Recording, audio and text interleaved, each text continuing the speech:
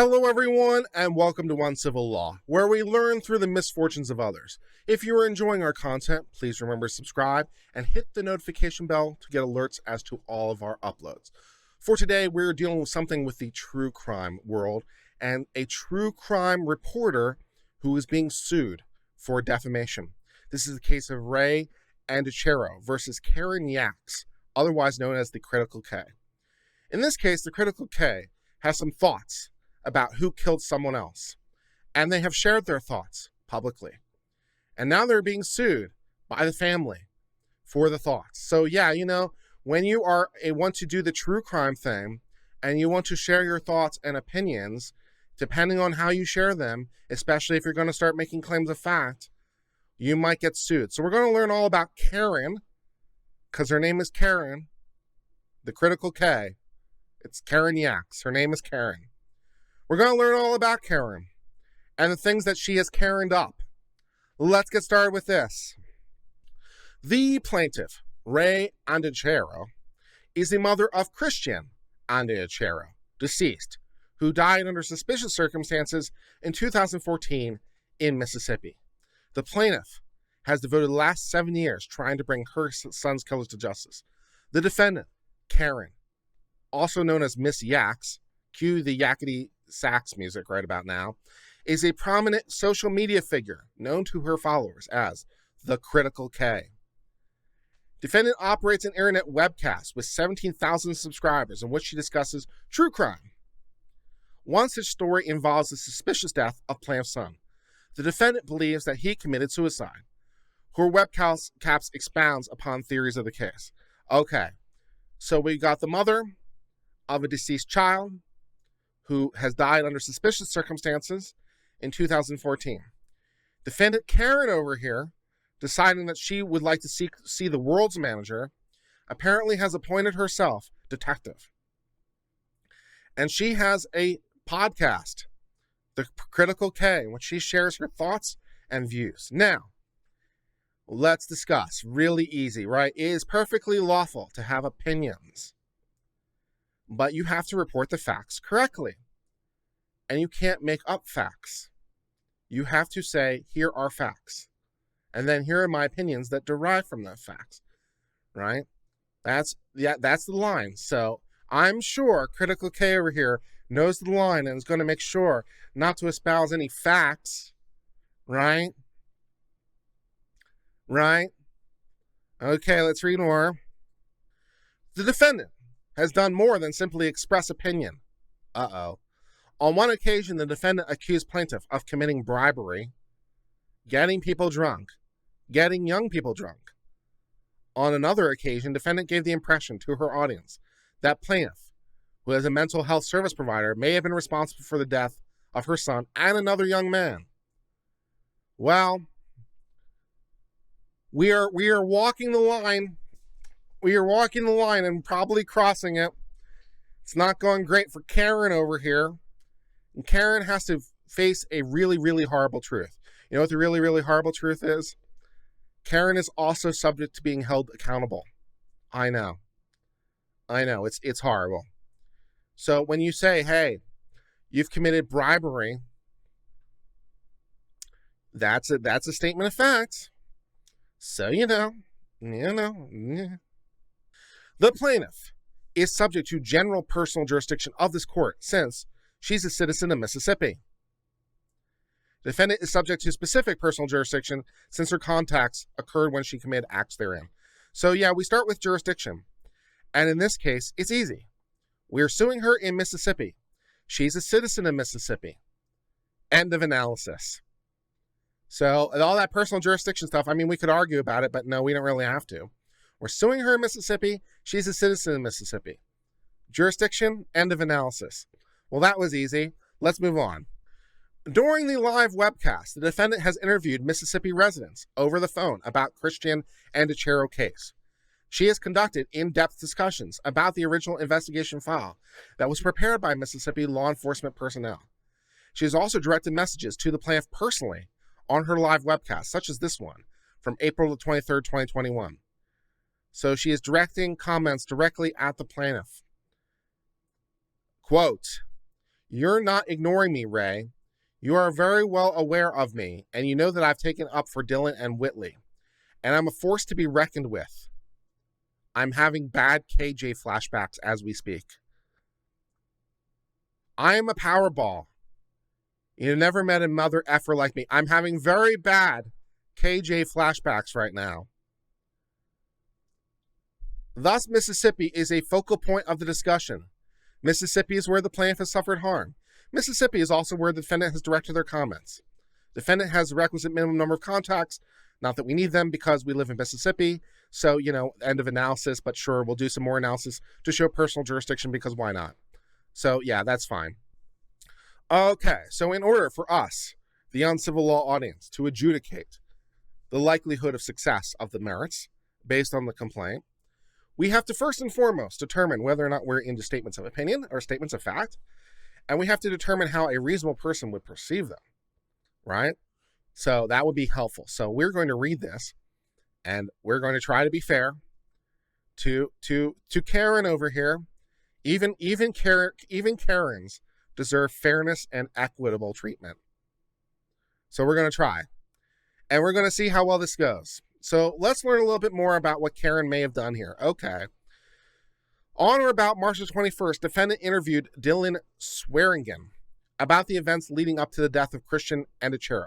During that webcast, defendant made the following statements about the plaintiff. Quote, first thing is I want to say is if Ray wants to try this case on social media, as she's attempted to do since 2017, I'm happy to oblige her, right? I'm happy to oblige her, and until now, she's really dominated the narrative about the case via intimidation, bullying, and outright lies. And I sort of set the groundwork for that the other night. I'm going to continue to lay the groundwork and continue to provide proof for the things I claim. That would be really, really helpful. That'd be great. Proof is helpful. That she's attempted to control the narrative via intimidation, bullying, lies, bribery, getting people drunk, getting young people drunk, etc., etc. That's a lot of very specific factual claims right there, Karen. So you say that you have proof. I kind of hope you do. That would go a long way to helping you in a defamation claim. That would go a long way to saying I'm not negligent because I have these receipts. I hope you have receipts. That would help a lot. It's very troubling to me that she's truly dominating the narrative, her and her family, her brother and children. And it's time for the other side to have a say. It's time for the other side to have someone who takes the mail. Who is the other side exactly in this equation? It's her child, right? Who is the other side? I suppose the child? I don't know. Who are we standing up for exactly or against? I'm not sure. What are the teams here? It's a little unclear. On or about April the 11th of 2021, defendant interviewed Dylan. Again, along with Matt Miller. These are the relevant parts of the colloquy. The defendant. Wasn't Hayes also treated by Ray? Matt Miller. I don't know. Dylan. Wasn't Hayes treated by Ray? Dylan, we know you were. I was told through someone else at the time. That may have happened. I'm not 100% sure, so I can't vouch for it. But I'm sure there is someone in my group that's true could vouch for it. Matt Miller, yep. So they're like, yeah, we're not sure about that one. So we're not going to say it's a fact. We're not sure. We don't know. Good work. Defendant. It seems to me something I've heard. It seems to me that something I've heard was that Hey Mitch was also treated by Ray. And that's why I need people to understand. There's a whole host of young people here, specifically teenagers and young adults who have been treated by Ray in the community via her workplace. They've been treated. They've been treated both counseling-wise and medically by Ray. And some of these people who have been treated by her counseling-wise and medically have gone on to be accused of, by her, of getting involved in this. That is how far her reach goes. That feels a little speculative by the defendant, ma'am. Just feels a little speculative. Feels like we're not really quite sure what we're saying, but we're definitely going to say it with confidence. Okay. Press on, I guess. The defendant. I really do believe that Hayes was treated by Ray. And Hayes is now dead with a drug overdose and was treated by Ray. He was. He's also dead by self-harm. So she has a son who's dead, and she has a patient who's dead. Yeah, I mean, these sound very kind of factually more factual in nature than really opinion. Like, he is dead from self-harm. His son who's dead from self-harm. Those sound like factual claims to me.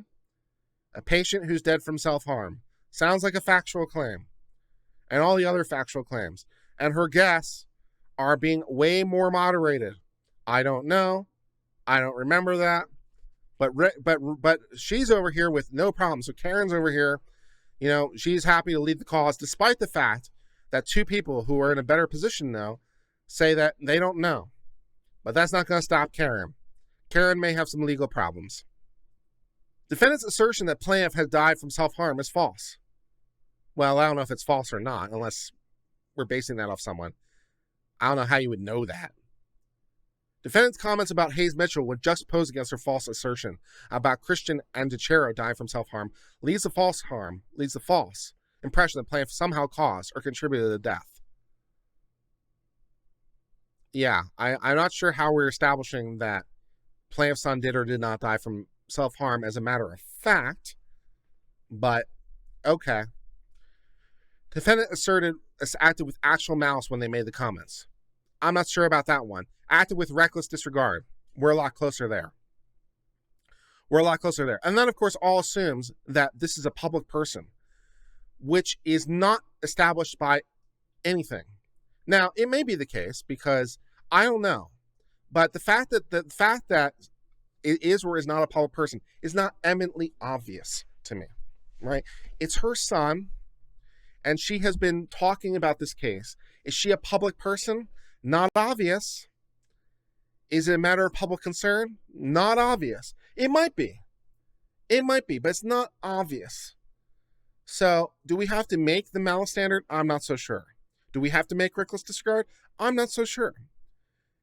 But if we can make that, we can definitely make negligence. So, we got all the standards covered. So, we can have a fight over whether or not she's a public person or not. It's not eminently obvious. She might be, but we could have a fight over it for sure.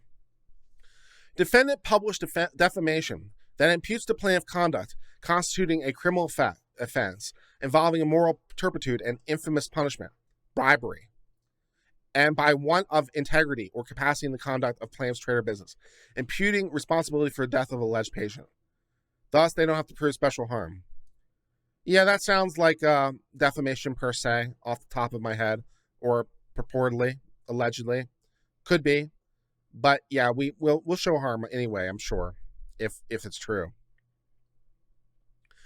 If the court finds elements of defamation are not met for any of the comments, in the alternative, we plead false privacy, false light, and invasion.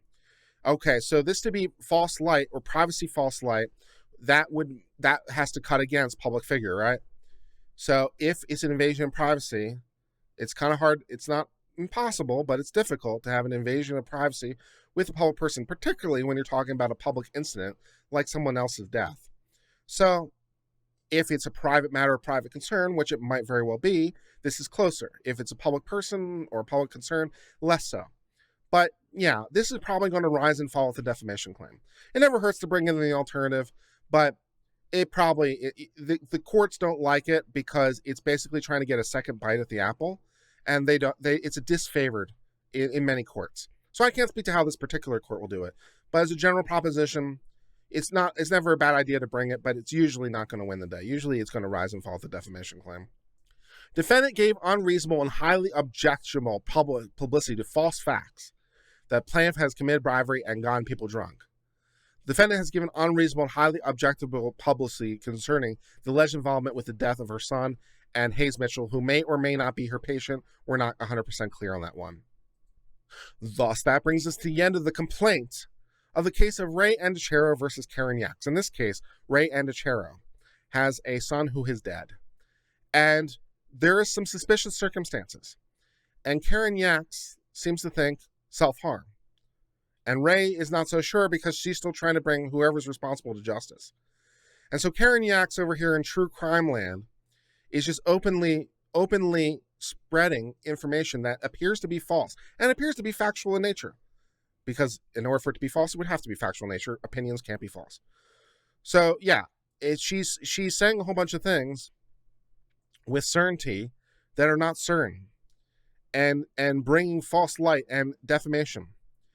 So what standard of review do we have to meet? I'm not sure because it depends. Are we under public figure or public concern status? I don't know. Maybe, maybe not. So first thing we'd have to determine as a court is whether or not Ray Andreacchio is a public person or whether or not this is a matter of public concern, which is not obvious. It might be, but it might not be. Secondly, having determined that, we'd have to determine whether or not we're under negligence standard or reckless disregard. And third of all, of course, we'd have to determine whether or not any of those things are present. So I guess we'll have a lawsuit over it. I don't know if this will settle out or not, but at least for the moment, that brings us to the end of the coverage of this case. Thank you so much for being part of the Uncivil Law family. If you enjoyed this legal education content, please hit the subscribe button. It really helps the channel grow. We appreciate your continuing support. And until later, my friends, cheers and goodbye.